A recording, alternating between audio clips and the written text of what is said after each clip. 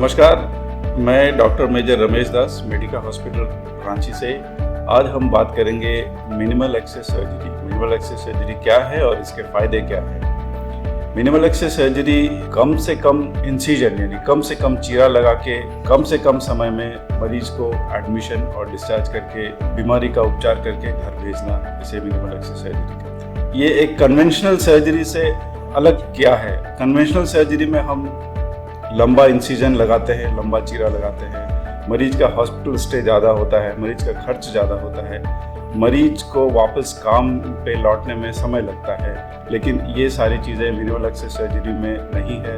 Minimal access surgery में मरीज को कम से कम चीरा लगा के कम से कम हॉस्पिटल स्टे पर मरीज को वापस घर भेजते हैं। अब मैं बताता हूँ मिनिमल एक्सेस सर्जरी में कौन कौन से बीमारी का उपचार हम कर सकते हैं।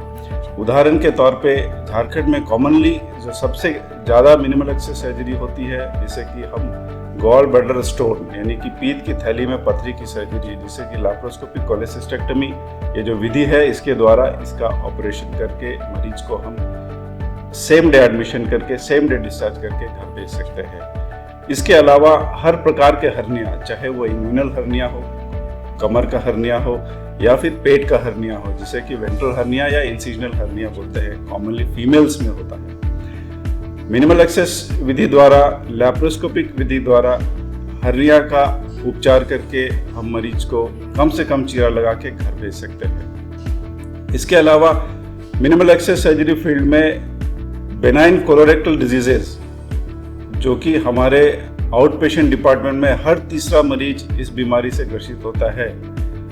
उदाहरण के तौर पे पाइल्स की बीमारी, कॉमनली हम बाबासीर इसको नाम से देते हैं। पाइल्स का उपचार लेजर विधि द्वारा बिना चीरा लगाए हम मरीज का उपचार करते हैं और मरीज को सेम डे घर भेजते हैं, जिससे कि वापस वो काम पे दूसरे दिन जा सके। तो ये हुए फायदे मिनिमल एक्सेस सर्जरी की। धन्यवाद।